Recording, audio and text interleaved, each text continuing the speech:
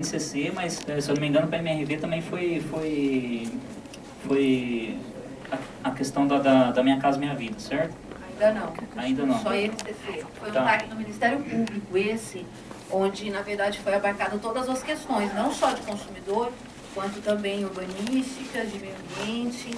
Aí eu acho que o Padilha pode até reiterar essa informação. Foi um TAC firmado pelo Ministério Público com a MRV e a Prefeitura. Não uma coisa grossa, assim, cheio de determinações. Em relação ao consumidor, ficou acertado só mais a questão do INCC. Agora, esse TAC foi do Ministério Público. Propostas de TAC, na verdade, nos empreendimentos que eu instaurei o procedimento coletivo, foram feitas tanto no momento da decisão, quando eu apliquei a penalidade, quanto depois em tratativas, em reuniões, até que os mutuários participaram, né?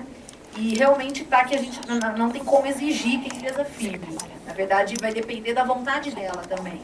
E aí também acaba se discutindo muitas questões, por isso até que a PDG também não assinou o TAC com o Ministério Público, né? Então, esse TAC que eu informei da MRV, Prefeitura e Ministério Público, também tinha como parte a PDG. Mas isso Cotia, Espírito Santo, Parque Jambeiro, tá? Então é um outro caso, é uma outra situação, outros empreendimentos.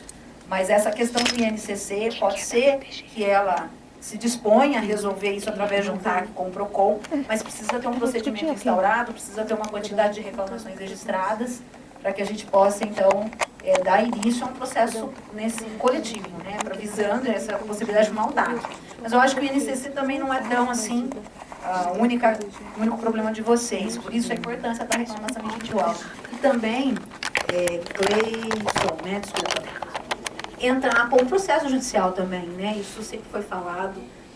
O consumidor, na verdade, no caso de vocês, atraso de obras, a entrega do imóvel desde agosto de 2011, está mais do que caracterizado o descumprimento de oferta, descumprimento de contrato, e está mais do que caracterizado o direito de vocês à indenização por danos materiais, danos morais. Isso até a jurisprudência vem pacificando. Então é importante ingressar com uma ação judicial individual que seja, tem a defensoria pública, tenho, às vezes, até advogado de confiança. Quem não tiver condição de pagar um advogado, tem a defensoria pública, justamente para ingressar com esse tipo de ação. Tá? Então, é muito importante procurar os direitos, não ficar aguardando se ela vai ser na TAC, não vai, mas o Ministério Público, mas o PROCON. Não, vai exigir através da Justiça, o juiz determina, a empresa ela tem que cumprir. Ela não tem que questionar, a não ser que em recurso consiga reverter. Mas é muito importante a reclamação de vocês, tanto na parte administrativa no âmbito do PROCON, quanto na Justiça. Tá? Porcentagem. Não existe um mínimo fixado. Até o Dr. Cobori, ele entende que 100 é muito pouco. Né? No âmbito do Ministério Público, ele entende 100 pessoas reclamando do universo de 1.400, 1.900. Eu entendo que seja pouco ainda. Então, aí precisa verificar quantas unidades habitacionais tem no empreendimento e tudo mais. Não existe nada fixado em termos de número, mas tem que ser um número razoável para que se, na verdade, fundamente aí a abertura de um procedimento coletivo. Até porque, a partir do momento que eu abro um procedimento coletivo, os individuais têm que ser obrigatoriamente suspensos, para não dar bis em idem, que é a dupla penalidade. Então, no caso de vocês entraram com processos individuais. Quando foi instaurado o procedimento coletivo, automaticamente os processos individuais eles ficam suspensos, para não dar essa dupla penalidade. Então, talvez até o individual tenha mais resultado ainda do que um coletivo. O que adianta aplicar 6 milhões de FIRS contra a empresa? O seu problema foi resolvido? O seu foi? O dele? Então, de repente, no individual, você vai aplicando a penalidade individual. Eu estou aplicando multa, já apliquei contra a PDG nesse ano, de uma reclamação, inclusive, registrada esse ano. Não lembro agora o empreendimento. Mas teve recurso, tá? Voltou o recurso, o secretário manteve a decisão do PROCON com aplicação de penalidade. Uma reclamação individual. De repente, a PDG vai lá e resolve daquele consumidor pontual. Então, aí precisa ver o procedimento, se é melhor mesmo para o consumidor instaurar um procedimento coletivo, ou é melhor tratar as questões individuais. De repente, é até mais vantajoso tratar as questões individuais. Porque para a empresa ela vai olhar e falar, tem 50, lembra, Daniel, a questão da MRV? Eu vou resolver os problemas de quem registrou o processo no PROCON, os outros não. De repente, para a empresa é vantajoso resolver os problemas dos 19 que registraram lá no PROCON, dos 50. Então, nem sempre um procedimento coletivo é mais benéfico, precisa ser avaliado. Quantos mais, no caso deles, de forma objetiva, precisa? Já tem 19. quantos mais deles precisam ir até lá? Que aí ele Então, procura para que seja... Não, eu acabei de responder, não existe um número. Precisa levantar quantas unidades habitacionais. Já pode fazer? São 322 unidades em questão de residencial Alegria. Precisa analisar uma por uma, ver se é o mesmo objeto, se as pessoas estão reclamando a mesma coisa. Tem alguns procedimentos que já foram arquivados.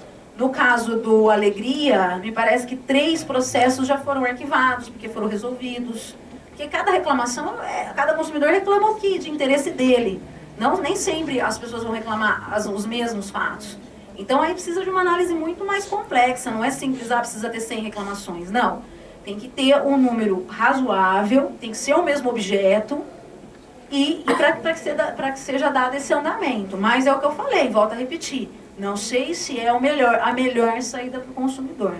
Vocês estão vendo aí, eu apliquei a penalidade, na verdade, a máxima permitida pelo Código de Defesa do Consumidor, que são 6 milhões de UFIRs em cada processo, e foram 3 processos, 3 multas. Isso foi final de novembro do ano passado. Daqui a pouco está fazendo um ano, não foi resolvido o problema de vocês. Então, será que isso é o melhor caminho? Eu não sei. De repente, a gente forçar a questão do processo individual, quem procurou, e aí vão ter as multas também individuais, a empresa não vai deixar de ser penalizada. Mas é uma forma dela pensar bem e falar, não, acho que é melhor eu atender o consumidor e resolver aquele problema, vou ficar bem com o consumidor e vou resolver o problema dele e não vou ter a penalidade do PROCON. Então, assim, não dá para definir a quantidade mínima. Como eu falei, o COBOI entende que 100 ainda é pouco. Esse valor de FII que está sendo cobrado, vai para onde esse dinheiro? E, Bom, duas perguntas. Uma, vai para onde esse dinheiro? Segundo, pelo índice de multas efetuadas, quantos já foram pagos? Bom, eu vou falar especificamente do caso da PDG, né, e da MRV. Porque às vezes a gente ouve, foi multado, mas... efetivamente, depende. Tem todo um processo legal, né? Para onde vai esse dinheiro? Na verdade, a lei federal, o Código de Defesa do Consumidor, ele estabelece que a multa é revertida para um fundo. Isso é uma lei federal. Eu tenho que cumprir. Um fundo municipal de defesa dos direitos difusos.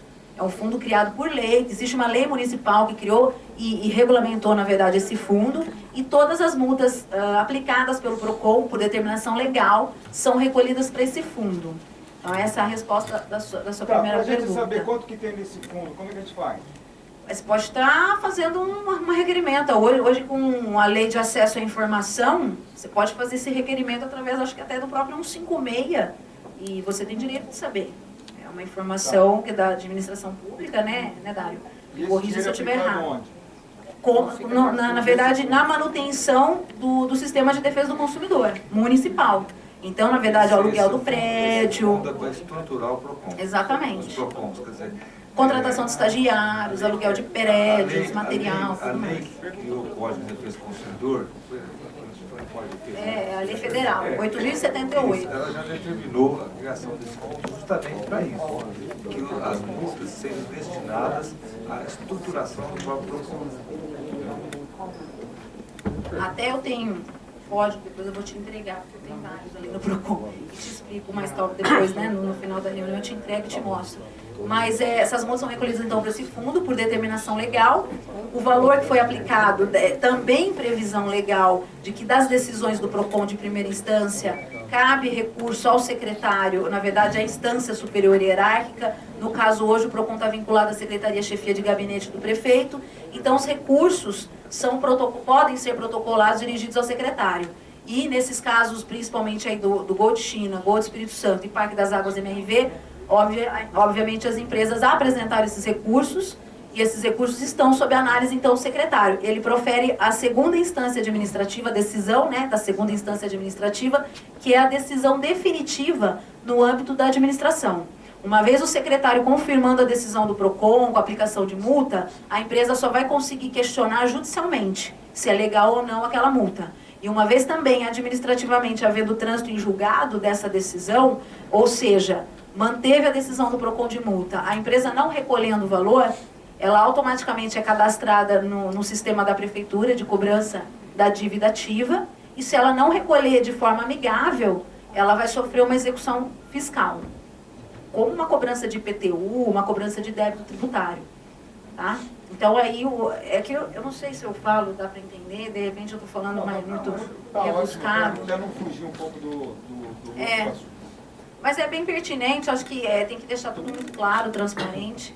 Mas eu estou também à disposição, se tiver ainda dúvidas, pode me contatar.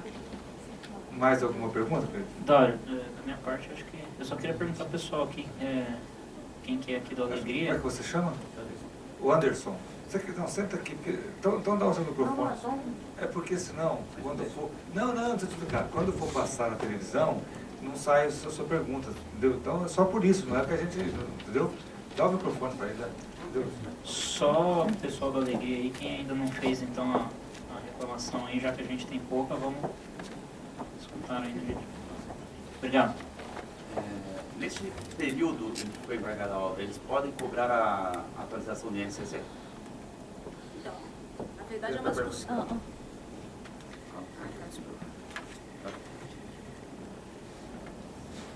Na verdade não existe nada. Não existe nada, uma determinação legal nesse sentido. O entendimento do PROCON é que não. Óbvio que não, né? O consumidor não pode ser lesado por essa demora. E nesse caso ele está sendo lesado. E aí nós questionamos, como questionamos já de outros empreendimentos. Não existe uma determinação legal dizendo é proibido, mas o entendimento do PROCON, utilizando ali da prática abusiva, das cobranças abusivas, do descumprimento de oferta e aplicando, na verdade, até o Código Civil subsidiariamente, aí realmente nós entendemos que não há essa possibilidade de cobrança. Até porque onera muito o consumidor, vai acabar ficando desproporcional ali o que ele contratou. Ele não teve culpa por essa demora e ele está sendo lesado. Então, isso pode ser questionado também. Alguém mais tem?